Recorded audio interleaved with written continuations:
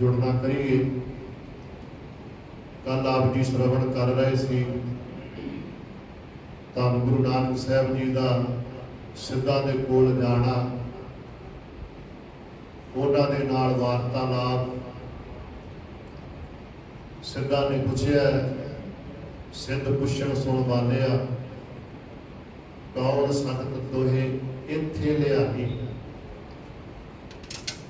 बाले तो भाव है बालक, क्योंकि जिहड़े सिद्ध ने उन्हां दीयां उमरां जिहड़ियां हज़ारां सालां दे विच,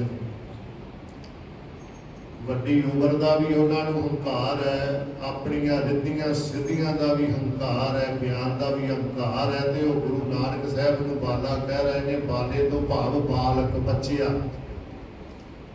क्योंकि हुण जे 100 साल की उम्र के अगे 15-16 साल का तो उन्होंने बालक ही आवेगा ना, नजर भी ये बच्चा ही है। ते पातशाह कहते ने, हाओ जपिया परमेश्वरो भाओ भगत संग ताड़ी लाई। भाई गुरदास जी ते साहब कह लगे, असी उस एक ओंकार नूं जपदे जपदे ओदी बख्शिश द्वारा तुहाडे कोल असी पहुंच गए। जो कहते भी एक ओंकार ते पातशाह ने वो कल 2 दिन से थोड़ा जिहा आप जी दे नाल बेनती कर चुका है। वो कहते साडा ओंकार वो तीन है, साहब कहते नहीं साडा ओंकार वो है जिन्हें इन्हां तिन्नां नूं पैदा किया। फिर अगे साहब जी ने बेनती की, एक ओंकार। वो कहते जी अहीं ते ओम का उच्चारण करते। ओम एक ओम शब्द संस्कृत का शब्द है, ते तुसी नाल कार ला दी। वो जिहड़ी लकीर है ना जी लंबी, हुण एका लिखिया होया ते कूड़ा लिखिया होया, ते सतगुरां ने उहदे ते लकीर लंबी कर दी। लकीर तो भाव गुरबाणी दे अंदर है, उहनूं कहंदे ने कार। जिस तरह सतगुर जी का तुसी वचन पढ़ते हो ना, दे के चौका कड्डी कार आसा दी वार। ब्राह्मण भोजन शकल लगा थाली दे लागे लकीर कढ़दा। जब 5वें पातशाह जी का बचन आता ना कि ताती वाव न लगई पार ब्रह्म सरनाई चौ गिरद हमारे राम कार। कार तो भाव लकीर। एक लकीर लक्ष्मण जी ने खिंची सी सीता जी की रखिया दे वास्ते। एक कार तो भाव है कि जेड़ा एक ओंकार है वो सर्व व्यापक है, सारियां दे विच समाया होया। लकीर लंबी तो भाव। अच्छा, अगे साहब कहते वो सत है। सत शब्द गुरबाणी दे अंदर 3 प्रकार का आउंदा है। ससा तत्ते नूं ते सत्ते तत्ते नूं सिहारी सत, ससा तत्ता मुक्ता सत, ते ससा तत्ते नूं औंकड़ सत। जिहड़ा तत्ते नूं सिहारी वाला सत है ना, ये भी संस्कृत का शब्द है। इस तो भाव है सत्य। जिथे ते ससा ते तत्ता आवे, मुक्ते तो भाव हुंदा है जी जिन्हों कोई लग मात्र नहीं लगी। वो सत ते हुंदा है गिणती वाला 5 6 7, जिस तरह आप गिणती करते। जिथे तत्ते नूं औंकड़ लग जाए, जा तत्ते नूं सिहारी लग जाए। जे सिहारी लगी है उस तो भाव है सदा कायम रहन वाला। जिथे तत्ते नूं औंकड़ है, जदों तत्ते नूं औंकड़ गुरु ग्रंथ साहिब जी दे विच आवेगा ते उत्थे वो नाल आवेगा सत संतोख, इकट्ठे आउणगे। इत्थे सत तो भाव है ये सत शब्द किसी के आचरण के बारे गुरु साहब जी ने वरत्या। जिस तरह पातशाह कहते हैं ना, थान विच 3 वस्तु पईओ सत संतोख विचारो, उत्थे तत्ते नूं औंकड़ है। ये फर्क। ਇੱਥੇ ਹੁਣ ਪਾਤਸ਼ਾਹ ਨੇ ਸੱਤ ਦੇ ਤੱਤੇ ਨੂੰ ਸਿਹਾਰੀ ਲਾਈ ਹੈ ਤੇ ਪਾਤਸ਼ਾਹ ਕਹਿੰਦੇ ਨੇ ਸੱਤ ਕਿ ਉਹ ਜਿਹੜਾ ਵਾਹਿਗੁਰੂ ਹੈ ਨਾ ਕੇਵਲ ਉਹੀ ਸੱਤ ਹੈ, ਬਾਕੀ ਸਭ ਕੁਝ ਝੂਠ ਹੈ, ਕੇਵਲ ਉਹਦਾ ਨਾਮ ਸੱਤ ਹੈ। ਤੇ ਅੱਗੇ ਨਾਮ ਵੀ ਲਿਖਿਆ ਪਾਤਸ਼ਾਹ ਨੇ, ਵੈਸੇ ਤੇ ਸਾਹਿਬ ਕਹਿੰਦੇ ਪਰਮੇਸ਼ਰ ਦੇ ਨਾਮ ਨਾਲ ਦੁਨੀਆ ਨੇ ਉਹਦੇ ਕੰਮ ਦੇਖ ਕੇ ਕਿਸੇ ਨੇ ਕੁਛ ਰੱਖ ਦਿੱਤਾ, ਕਿਸੇ ਨੇ ਕੁਛ ਰੱਖ ਦਿੱਤਾ। ਵੈਸੇ ਸਾਹਿਬ ਜੀ ਕਹਿੰਦੇ ਉਸ ਪਰਮੇਸ਼ਰ ਵਾਹਿਗੁਰੂ ਦਾ ਜਿਹੜਾ ਪੁਰਾਣਾ ਨਾਮ ਹੈ ਉਹ ਹੈ ਸਤਨਾਮ। ਕੀਰਤਮ ਨਾਮ ਕਥੇ ਤੇਰੇ ਜਿਹਵਾ ਸਤਨਾਮ ਤੇਰਾ ਪਰਾ ਪੂਰਬਲਾ। ਪੁਰਾਤਨ ਨਾਮ ਉਹਦਾ ਸਤਨਾਮ ਹੈ, ਬਾਕੀ ਉਹਦੇ ਨਾਮਾਂ ਤੋਂ ਦਿਆਲੂ, ਕਿਰਪਾਲੂ, ਕਿਰਪਾ ਨਿਧ, ਦਇਆ ਨਿਧ, ਕਿਰਪਾ ਨਿਧਾਨ, ਇਹ ਸਾਰੇ ਨਾਮ ਉਹਦੇ ਕੰਮਾਂ ਨੂੰ ਵੇਖ ਕੇ ਦੁਨੀਆ ਨੇ ਰੱਖ ਦਿੱਤਾ।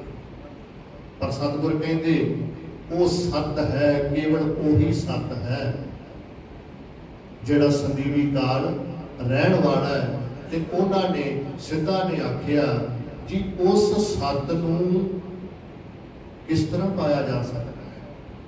ਤੇ ਸਾਹਿਬ ਕਹਿੰਦੇ ਅੱਗੇ ਨਾਮ,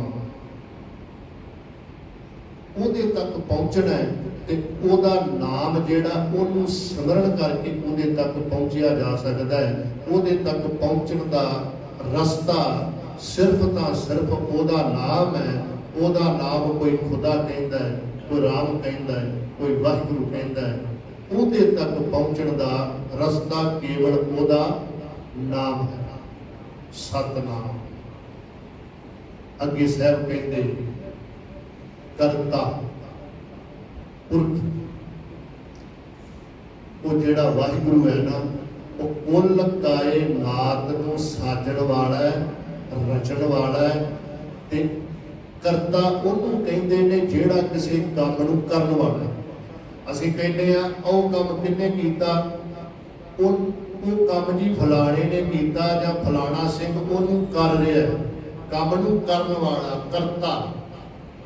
ਆ ਬਿਲਡਿੰਗ ਕਿਹਨੇ ਬਣਾਈ ਹੈ ਜੀ, ਇਹ ਫਲਾਣੇ ਮਿਸਤਰੀ ਨੇ ਬਣਾਈ ਹੈ, ਉਹ ਹੋ ਗਿਆ ਜੀ ਕਰਤਾ। ਪਰ ਸਾਹਿਬ ਜੀ ਨੇ ਅੱਗੇ ਪੁਰਖ ਲਾ ਦਿੱਤਾ। ਬਿਲਡਿੰਗ ਨੂੰ ਬਣਾਉਣ ਵਾਲਾ ਕਰਤਾ ਜਿਹੜਾ ਹੈ ਉਹਨੇ ਬਿਲਡਿੰਗ ਬਣਾ ਦਿੱਤੀ, ਉਹ ਆਪਣੇ ਘਰੇ ਬੈਠਾ ਹੈ। ਪਰ ਸਤਿਗੁਰ ਕਹਿੰਦੇ ਜਿਹੜਾ ਉਹ ਕਰਤਾ ਹੈ ਉਹਨੇ ਸ੍ਰਿਸ਼ਟੀ ਨੂੰ ਰਚ ਕੇ ਤੇ ਇਹਦੇ ਵਿੱਚ ਨਿਵਾਸ ਕੀਤਾ ਹੈ। ਇਹੋ ਜਗ ਸੱਚੇ ਕੀ ਹੈ ਕੋਠੜੀ, ਸੱਚੇ ਕਾ ਵਿੱਚ ਵਾਸ। ਪੁਰਖ ਤੋਂ ਭਾਵ ਹੈ ਉਹਦੇ ਵਿੱਚ ਰਮਿਆ ਹੋਇਆ। ਤਾਂ ਹੀ ਤਾਂ ਸਾਹਿਬ ਜੀ ਕਹਿੰਦੇ ਆ ਨਾ ਕਿ ਸਭ ਘਟ ਰਾਮ ਬੋਲੇ, ਰਾਮਾ ਬੋਲੇ ਰਾਮ ਬਿਨਾ ਕੋ ਬੋਲੇ ਨਹੀਂ। ਘਟ ਘਟ ਮੈਂ ਹਰ ਜੂ ਬਸੈ, ਕਿਉਂ? ਉਹ ਕਰਤਾ ਤੇ ਪੁਰਖ ਹੈ। ਸ੍ਰਿਸ਼ਟੀ ਨੂੰ ਰਚ ਕੇ ਉਹਨੇ ਸਾਨੂੰ ਰਚ ਕੇ ਸਾਡੇ ਅੰਦਰ ਉਹਨੇ ਨਿਵਾਸ ਕੀਤਾ ਹੋਇਆ ਹੈ। ਅੱਜ ਇਹ ਬੋਲ ਰਹੇ ਹੈ ਤੇ ਉਹ ਬੋਲ ਰਿਹਾ ਹੈ। ਯਾਦ ਰੱਖੋ ਜਿਸ ਦਿਨ ਆਪਣੀ ਹਸਤੀ ਨੂੰ ਵਿੱਚੋਂ ਕੱਢ ਲੈਂਦਾ ਅਸੀਂ ਕਹਿੰਦੇ ਫਲਾਣਾ ਸਿੰਘ ਚੜਾਈ ਕਰ ਰਿਹਾ, ਇਹ ਪੁਰਖ ਬੋਲ ਰਹੇ ਆ। ਉਹਨੇ ਸਾਜ ਕੇ ਵਿੱਚ ਨਿਵਾਸ ਕੀਤਾ ਹੈ। ਸਾਹਿਬ ਕਹਿੰਦੇ ਉਹ ਕਰਤਾ ਪੁਰਖ ਹੈ। ਇੱਕ ਓੰਕਾਰ ਸਤਨਾਮ ਕਰਤਾ ਪੁਰਖ ਅਸੀ। ਅੱਗੇ ਪ੍ਰਸ਼ਨ ਕੀਤਾ, ਕਹਿੰਦੇ ਨਾਨਕ ਜੀ ਉਹਨੂੰ ਕਿਸੇ ਦਾ ਡਰ ਡੁਰ ਵੀ ਹੈਗਾ, ਉਹ ਡਰਦਾ ਵੀ ਹੋਵੇਗਾ, ਕਿਉਂਕਿ ਬੰਦਾ ਤੇ ਹਰ ਕੋਈ ਜਿਹੜਾ ਨਾ ਉਹ ਆਪ ਤੋਂ ਵੱਡੇ ਤੋਂ ਡਰਦਾ। ਤੇ ਜਿਹਦੀ ਤੁਸੀਂ ਵਿਆਖਿਆ ਕਰ ਰਹੇ ਹੋ ਉਹਨੂੰ ਕਿਸੇ ਦਾ ਡਰ ਵੀ ਹੈ? ਪਾਤਸ਼ਾਹ ਕਹਿੰਦੇ ਬਿਲਕੁਲ ਨਹੀਂ। ਉਹ ਕੌਣ ਹੈ? ਉਹ ਨਿਰਭਉ, ਉਹਨੂੰ ਕਿਸੇ ਦਾ ਡਰ ਨਹੀਂ। ਡਰ ਕਿਹਨੂੰ ਹੁੰਦਾ ਜੀ? ਡਰ ਉਸ ਬੰਦੇ ਨੂੰ ਹੁੰਦਾ ਹੈ, ਡਰ ਉਹਦੇ ਕੋਲੋਂ ਹੁੰਦਾ ਹੈ ਜਿਹਦੇ ਕੋਈ ਉੱਪਰ ਹੋਵੇ, ਸੀਨੀਅਰ ਹੋਵੇ। ਇੱਕ ਆਫੀਸਰ ਹੈ, ਉਹ ਆਪਣੇ ਉੱਪਰਲੇ ਆਫੀਸਰ ਦੇ ਡਰ ਹੇਠ ਹੈ, ਉਹ ਉਹਦੇ ਡਰ ਹੇਠ ਹੈ। ਪਰ ਵਾਹਿਗੁਰੂ ਜਿਹੜਾ ਹੈ ਉਹਦੀ ਹਸਤੀ ਇੱਕ ਹੈ, ਉਹਦੀ ਪਾਵਰ ਦਾ ਕੋਈ ਦੂਸਰਾ ਹੈ ਹੀ ਨਹੀਂ। ਗੁਣ ਇਹੋ होर नाही कोई, ना को हुआ ना को होए। साहब कहते सब तो वड्डा गुण वाहिगुरु जी तेरे विच यह है कि तेरे वर्गा दूसरा कोई नहीं। इस करके जदों उहदे वर्गा दूसरा कोई है ही नहीं, फिर उहनूं किसी का डर भी काहदा। असीं हाँ, सानूं डर हुंदा है, सरकार का डर है, पुलिस का डर है, साडे उपर बैठी हो, असीं गलती करांगे सानूं सज़ा देगी। पर ਉਹਦੇ सिर के उत्ते कोई नहीं, ਉਹਦੇ सिर के उत्ते वो खुद आप ही है। सगों ਉਹਨੂੰ ਕਿਸੇ ਦਾ डर नहीं। धन गुरु नानक साहब कहते पर ਉਹਨੇ सारी सृष्टि ਨੂੰ ਆਪਣੇ डर ਦੇ ਹੇਠ ਚਲਾਇਆ ਹੋਇਆ। ਭੈ ਵਿੱਚ ਪਵਨ ਵਹਿ ਸਦਵਾਉ, ਭੈ ਵਿੱਚ ਚੱਲੈ ਨਖ ਦਰਿਆਉ, ਭੈ ਵਿੱਚ ਅਗਨ ਕੱਢੈ ਵਿਗਾਰ, ਭੈ ਵਿੱਚ ਧਰਤੀ दबी पहाड़। सच्चे पातशाह कहते की चंद, की सूरज, की इंद्र, की धर्म राजा, की ये नदियां नाले चंद सूरज आकाश धरती सारे ही ओदे डर दे अंदर ने। पर वो जेड़ा डर तो उपर है, सगल समगरी डर है व्यापी, बेड़ डर करने हार। उन्होंने किसी का डर नहीं। हुण अगे सवाल फिर वो कहते जी ਉਹਦੀ ਕਿਸੇ ਦੇ ਨਾਲ ਲਾਗ ਡਾਟ भी है, लड़ाई झगड़ा भी चलता है, केस कूस भी चलता है ਉਹਦਾ। सतगुर कहते बिल्कुल नहीं, वो निर्वैर है। वैर कित्थे हुंदा है जी? जिथे शरीक होण, जिथे टंगां खिच्चण वाले होण। वो वाहिगुरू एक है, ਉਹਦੀ हस्ती वर्गी दूसरी कोई हस्ती नहीं। ਤੇ ਫਿਰ ਉਹਦੇ ਨਾਲ ਲੜਾਈ ਕਿਹਨੇ ਰੱਖਣੀ ਹੈ? ਆਮ ਤੌਰ ਤੇ ਬੰਦਾ ਕਿਤੇ ਕਿਸੇ ਨੂੰ ਗਾਲ ਕੱਢ ਦੇਵੇ ਨਾ, ਤੇ ਜੇ ਤੇ ਉਹਦੇ ਸਾਹਮਣੇ ਬੰਦਾ ਹੈਗਾ ਜੀ ਮਾੜਾ ਉਹਦੇ ਤੋਂ, ਫਿਰ ਤੇ ਡਾਂਗਾ ਫੜਕਣਗੀਆਂ। ਤੇ ਜੇ ਪਤਾ ਹੈ ਵੀ ਇਹਨੇ ਮੌਰਾਂ ਸਾਡੀਆਂ ਭੰਨ ਦੇਣੀਆਂ, ਬੰਦਾ ਗਾਲਾਂ ਲੈ ਕੇ ਵੀ ਘਰ ਨੂੰ ਆ ਜਾਂਦਾ, ਪਤਾ ਇੱਥੇ ਲੜਾਈ ਦੇ ਵਿੱਚੋਂ ਸਾਡੀ ਹਾਰ ਹੋਣੀ ਹੈ, ਸਾਨੂੰ ਕੁੱਟ ਪੈਣੀ ਹੈ। ਕਿਉਂ? ਸਾਹਮਣੇ ਵਾਲਾ ਤਗੜਾ ਹੈ, ਉੱਥੇ ਉਹ ਵੈਰ ਨਹੀਂ ਕਮਾਉਂਦਾ। ਤੇ ਪਾਤਸ਼ਾਹ ਕਹਿੰਦੇ ਨੇ ਵਵਾ ਵੈਰ ਕਰੀਏ ਕਾਹੂ, ਘਟ ਘਟ ਅੰਤਰ ਬ੍ਰਹਮ ਸਮਾਹੂ। ਤੂੰ ਸਾਰਿਆਂ ਦੇ ਵਿੱਚ ਤੂੰ ਸਮਾਇਆ ਹੋਇਆ ਹੈ, ਤੇ ਫਿਰ ਉਹਨੇ ਵੈਰ ਕਿਹਦੇ ਨਾਲ ਰੱਖਣਾ ਜਦੋਂ ਉਹਦੇ ਵਰਗਾ ਕੋਈ ਹੈ ਹੀ ਨਹੀਂ, ਉਹਨੂੰ ਕਿਸੇ ਦਾ ਡਰ ਹੀ ਨਹੀਂ। ਇਸ ਕਰਕੇ ਉਹ ਨਿਰਭਉ ਹੈ ਤੇ ਨਿਰਵੈਰ ਹੈ। ਤੇ ਸਿੱਧ ਕਹਿੰਦੇ ਜੀ ਕੋਈ ਉਹਦਾ ਸਰੀਰ ਵੀ ਹੈਗਾ, ਉਹਦੀ ਹਸਤੀ ਕਿਹੋ ਜਿਹੀ? ਸਤਿਗੁਰ ਕਹਿੰਦੇ ਉਹਦੀ ਹਸਤੀ ਹੈ ਅਕਾਲ ਮੂਰਤ। ਮੂਰਤ ਤੋਂ ਭਾਵ ਮੂਰਤੀ ਨਹੀਂ, ਪੱਥਰ ਦੀ। ਇੱਥੇ ਪਾਤਸ਼ਾਹ ਨੇ ਉਸ ਵਾਹਿਗੁਰੂ ਦੇ ਵਿਅਕਤੀ ਤਵ ਨੂੰ ਵਰਣਨ ਕੀਤਾ ਕਿ ਉਹਦੀ ਜਿਹੜੀ ਹਸਤੀ ਹੈ ਉਹ ਅਕਾਲ ਹੈ। ਇੱਕ ਕਾਲ ਹੈ ਕੱਕੇ ਦੇ ਨਾਲ, ਇੱਥੇ ਐੜਾ ਲਾਇਆ, ਭਾਵ ਮੌਤ ਜਿਹੜੀ ਹੈ ਉਹਦੇ ਅਧੀਨ ਹੈ। ਉਹ ਵਾਹਿਗੁਰੂ ਮੌਤ ਤੋਂ ਵੀ ਉੱਪਰ ਹੈ, ਉਹ ਅਕਾਲ ਹੈ। ਉਹਦੀ ਹਸਤੀ ਕਾਲ ਤੋਂ ਪਰੇ ਹੈ, ਕਾਲ ਉਹਨੂੰ ਮਾਰ ਨਹੀਂ ਸਕਦਾ। ਕਹਿੰਦੇ ਅੱਛਾ ਜੀ, ਫਿਰ ਇਹਦਾ ਮਤਲਬ ਉਹਦਾ ਜਨਮ ਨਹੀਂ ਹੁੰਦਾ? ਸਤਿਗੁਰ ਕਹਿੰਦੇ ਬਿਲਕੁਲ ਨਹੀਂ। ਉਹ ਕੀ ਹੈ? ਅਜੂਨੀ। ਸਿੱਧਾਂ ਦੇ ਜਵਾਬ ਨੇ। ਉਹ ਜਿੱਦਾਂ ਕਹਿੰਦੇ ਆ ਨਾ, ਪਿਓ ਦੇ ਪਿਓ ਨੂੰ ਫੜਦਾ, ਗਾਂ ਦੀ ਗਾਂ ਸਵਾਲ ਤੇ ਸਵਾਲ ਕਰੀ ਗਏ ਨੇ। ਇਹ ਐਂਡ ਤੱਕ ਸਵਾਲ ਹੀ ਸਵਾਲ ਨੇ ਸਿੱਧਾਂ ਦੇ। ਉਹ 84 ਨੇ, 84 ਤੇ ਬਾਬਾ ਸਾਡਾ ਕੱਲਾ ਤੇ 84 ਉਹ ਜਿਹੜੇ ਨੇ ਬੜੇ ਵਿਦਵਾਨ ਨੇ, ਬੜੀਆਂ ਰਿੱਧੀਆਂ ਸਿੱਧੀਆਂ ਦੇ ਮਾਲਕ ਨੇ।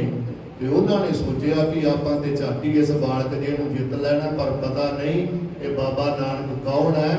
ਇਹ ਤੇ ਆਪ ਨਾਰਾਇਣ ਕਲਾਕਾਰ ਜਗ ਮਹਿ ਪਰਵਰਿ। ਸਾਹਿਬ ਕਹਿੰਦੇ ਉਹ ਅਜੂਨੀ ਹੈ, ਉਹ ਜੂਨਾ ਵਿੱਚ ਨਹੀਂ ਆਉਂਦਾ। ਕਲਗੀਧਰ ਦਾ ਬਚਨ ਪੜ੍ਹਦੇ ਹੋ ਨਾ, ਕਹਿੰਦੇ ਅਜਨਮ ਹੈ ਅਵਰਨ ਹੈ। ਉਹਦਾ ਜਨਮ ਨਹੀਂ ਹੋਇਆ, ਉਹਦਾ ਕੋਈ ਵਰਨ ਨਹੀਂ। ਪੰਜਵੇਂ ਪਾਤਸ਼ਾਹ ਦਾ ਤੁਸੀਂ ਬਚਨ ਪੜ੍ਹਦੇ, ਸਾਹਿਬ ਕਹਿੰਦੇ ਨੇ रूप ना रेख ना रंग किश त्रिहो गुण ते प्रभ भिन्न। ਉਹਦੀ ਕੋਈ ਹਸਤੀ ਨਹੀਂ। ਕਲਗੀਧਰ ਦਾ ਬਚਨ ਉਹ ਕੀ ਕਹਿੰਦੇ? ਕਹਿੰਦੇ ਚੱਕਰ ਚਿਹਨ ਅਰ ਬਰਨ ਜਾਤ ਅਰ ਪਾਤ ਨਹਿਨ ਜਿਹੇ ਰੂਪ ਰੰਗ ਅਰ ਰੇਖ ਭੇਖ ਕੋ ਕਹਿ ਨਾ ਸਕਤ ਕਿਹੇ। ਤੇ ਉਹਦੀ ਹਸਤੀ ਕੀ ਹੈ? ਕਹਿੰਦੇ ਅਚਲ ਮੂਰਤ ਅਨਭਉ ਪ੍ਰਕਾਸ਼। ਉਹਦੀ ਹਸਤੀ ਅਚਲ ਹੈ, ਅਜੂਨੀ ਹੈ। ਤੇ ਇੱਥੇ ਵੀ ਪਾਤਸ਼ਾਹ ਨੇ ਕਿਹਾ ਅਜੂਨੀ ਸੈਭੰ। ਕਹਿੰਦੇ ਜੀ ਉਹਨੂੰ ਕਿਸੇ ਨੇ ਜਨਮ ਦਿੱਤਾ, ਕੋਈ ਮਾਂ ਹੋਵੇਗੀ। ਤੇ ਪਾਤਸ਼ਾਹ ਕਹਿੰਦੇ ਨੇ ਨਾ ਤਿਸ ਪਾਪ ਨਾ ਮਾਏ ਕਿਨ ਤੂੰ ਜਾਇਆ। ਸਾਨੂੰ ਇੱਕ ਮਾਤਾ ਪਿਤਾ ਨੇ ਜਨਮ ਦਿੱਤਾ, ਉਹਨੂੰ ਕਿਸੇ ਮਾਂ ਨੇ ਪੈਦਾ ਨਹੀਂ ਕੀਤਾ। ਉਹ ਕੌਣ ਹੈ? ਉਹ ਸੈਭੰ ਅਨਭਉ ਪ੍ਰਕਾਸ਼। ਕਲਗੀਧਰ ਕਹਿ ਰਹੇ ਨੇ ਅਨਭਉ ਤੋਂ ਭਾਵ ਹੈ ਖੁਦ ਤੋਂ ਪੈਦਾ ਹੋਣਾ। ਸੈਭੰ ਸੁੱਤੇ ਸਿੱਧ ਪ੍ਰਕਾਸ਼ਮਾਨ ਹੋਣਾ, ਕਿਸੇ ਮਾਂ ਨੇ ਉਹਨੂੰ ਪੈਦਾ ਨਹੀਂ ਕੀਤਾ। ਅੱਛਾ, ਫਿਰ ਕਹਿੰਦੇ ਜੀ ਜਿਸ ਵਾਹਿਗੁਰੂ ਦੇ ਤੁਸੀਂ ਗੁਣ ਸਾਨੂੰ ਦੱਸ ਰਹੇ ਹੋ, ਜੇ ਇਹਨੂੰ ਪਾਉਣਾ ਹੋਵੇ ਕਿਵੇਂ ਮਿਲੇਗਾ? ਅਜੂਨੀ ਸੈਭੰ, ਉਹ ਜਿਹੜਾ ਅਜੂਨਾ ਤੋਂ ਰਹਿਤ ਹੈ, ਖੁਦ ਪ੍ਰਗਟ ਹੋਇਆ ਹੈ, ਉਹਨੂੰ ਪਾਉਣਾ ਹੋਵੇ ਕਿਵੇਂ ਮਿਲੇਗਾ? ਤੇ ਪਾਤਸ਼ਾਹ ਕਹਿੰਦੇ ਨੇ ਉਹਨੂੰ ਪਾਉਣ ਵਾਸਤੇ ਸੱਚੇ ਗੁਰੂ ਦੀ ਲੋੜ ਹੈ। ਬਿਨਾ ਪੂਰਨ ਗੁਰੂ ਤੋਂ ਉਹਦੀ ਪ੍ਰਾਪਤੀ ਨਹੀਂ। ਇਸ ਕਰਕੇ ਗੁਰ ਪ੍ਰਸਾਦ। ਹੁਣ ਪ੍ਰਸਾਦ ਸ਼ਬਦ ਵੀ 3 ਵਾਰੀ 3 ਰਕਮ ਦੇ ਵਿੱਚ ਆਉਂਦਾ ਜੀ ਗੁਰੂ ਗ੍ਰੰਥ ਸਾਹਿਬ ਜੀ ਦੇ ਅੰਦਰ। ਇਹ ਵੀ ਥੋੜਾ ਜਿਹਾ ਸਮਝੋ। ਇੱਕ ਤੇ ਪ੍ਰਸਾਦ ਆਵੇਗਾ ਗੁਰ ਪ੍ਰਸਾਦ ਦੱਦਾ ਮੁਕਤਾ, ਕੋਈ ਲੱਗ ਨਹੀਂ ਹੋਵੇਗੀ। ਇੱਕ ਗੁਰ ਪ੍ਰਸਾਦ ਆਵੇਗਾ ਦੱਦੇ ਨੂੰ ਔਂਕੜ। ਇੱਕ ਪ੍ਰਸਾਦ ਆਵੇਗਾ ਗੁਰ ਪ੍ਰਸਾਦ ਦੱਦੇ ਨੂੰ ਸਿਆਣੀ। ਜਿੱਥੇ ਦੱਦਾ ਮੁਕਤਾ ਆ ਗਿਆ ਉੱਥੇ ਗੁਰੂ ਸਾਹਿਬ ਜੀ ਕਹਿੰਦੇ ਨੇ ਗੁਰ ਪੂਰਾ ਪੂਰਾ ਪ੍ਰਸਾਦ। ਉੱਥੇ ਪਾਠ ਹੁੰਦਾ ਸੰਬੰਧਕ ਪਾਠ, ਉੱਥੇ ਬਰੇਡ ਨਹੀਂ ਲਾਉਣੀ ਜਿਹਨੂੰ ਸ਼ਰਾਬ ਕਹਿੰਦੇ ਆਪਾਂ। ਜਿੱਥੇ ਦੱਦੇ ਨੂੰ ਔਂਕੜ ਆ ਜਾਵੇ ਉੱਥੋਂ ਭਾਵ ਹੈ ਗੁਰ ਪ੍ਰਸਾਦ। ਦੱਦੇ ਨੂੰ ਔਂਕੜ ਗੁਰੂ ਦੀ ਕਿਰਪਾ। ਤੇ ਜਿੱਥੇ ਹੁਣ ਇੱਥੇ ਪ੍ਰਸਾਦ ਆਇਆ ਜੀ ਦੱਦੇ ਨੂੰ ਸਿਹਾਰੀ, ਗੁਰ ਪ੍ਰਸਾਦ। ਦੱਦੇ ਨੂੰ ਸਿਹਾਰੀ ਤੋਂ ਭਾਵ ਹੈ ਜਿਹੜਾ ਵਰਣਨ ਗੁਰੂ ਸਾਹਿਬ ਜੀ ਨੇ ਉੱਪਰ ਕੀਤਾ ਉਹਦੀ ਪ੍ਰਾਪਤੀ ਗੁਰੂ ਦੀ ਕਿਰਪਾ ਦੁਆਰਾ। ਦੱਦੇ ਨੂੰ ਸਿਹਾਰੀ ਤੋਂ ਭਾਵ ਹੈ ਉਹਦੀ ਕਿਰਪਾ ਦੁਆਰਾ ਉਹਦੀ ਪ੍ਰਾਪਤੀ। ਕਿਹਦੀ? ਜਿਹੜਾ ਇੱਕ ਓੰਕਾਰ ਹੈ, ਉਹਦੀ ਪ੍ਰਾਪਤੀ। ਸੋ ਇਹਨਾਂ ਕੀ ਅੱਜ ਕੱਲ ਫਿਰ ਅੱਗੇ ਚੱਲਾਂਗੇ ਜਪ, ਕਿਉਂਕਿ ਬਰੀਕੀ ਵਾਲੀਆਂ ਗੱਲਾਂ ਨੇ। ਮੈਂ ਤਾਂ ਪਹਿਲੇ ਦਿਨ ਤੁਹਾਨੂੰ ਬੇਨਤੀ ਕੀਤੀ ਸੀ ਫਾਹੇ ਵੱਢਣ ਵਾਲੇ ਪਾਸੇ ਆਪਾਂ ਜਾਣਾ ਨਹੀਂ, ਆਪਾਂ ਤੇ ਇੱਕ ਇੱਕ ਅੱਖਰ ਦਾ ਆਨੰਦ ਲੈਣਾ ਹੈ। ਠੀਕ ਹੈ ਜੀ। ਤੇ ਇਹ ਤੇ ਹੈ ਹੀ ਆਨੰਦ ਵਾਲੀ ਚੀਜ਼। ਠੀਕ ਹੈ ਨਾ। ਤੇ ਮਹਾਰਾਜ ਤਾਂ ਹੀ ਤੇ ਗੁਰੂ ਅਮਰਦਾਸ ਪਾਤਸ਼ਾਹ ਤਾਂ ਹੀ ਤਾਂ ਕਹਿਣ ਲੱਗੇ ਸੀ, ਕਹਿੰਦੇ ਆਨੰਦ ਭਇਆ ਮੇਰੀ ਮਾਹੇ। ਕਹਿੰਦੀ ਕੀ ਗੱਲ ਪੁੱਤਰਾ ਵਿੱਚ ਛਕ ਲਿਆ ਚੰਗਾ ਕੁਛ? ਕੋਈ ਚੰਗਾ ਖਾ ਪੀ ਲਿਆ ਤਾਂ ਆਨੰਦ ਆ ਗਿਆ? ਕਹਿੰਦੇ ਨਹੀਂ, ਸਤਿਗੁਰੂ ਮੈਂ ਪਾਇਆ। ਗੁਰੂ ਦੀ ਸ਼ਰਨ ਵਿੱਚ ਬਹਿ ਕੇ ਉਹਦੀ ਵਡਿਆਈ ਕੀਤੀ ਸੁਣੀ ਤੇ ਮੇਰੀ ਮਾਂ ਮੈਨੂੰ ਆਨੰਦ ਆ ਗਿਆ। ਆਪਾਂ ਤੇ ਆਨੰਦ ਲੈਣਾ, ਗੁਰੂ ਕਿਰਪਾ ਕਰੇ। ਅੱਛਾ ਜੀ, ਬੇਨਤੀ ਹੈ ਕਿ ਗੁਰੂ ਕੀ ਗੋਲਕ ਜੇ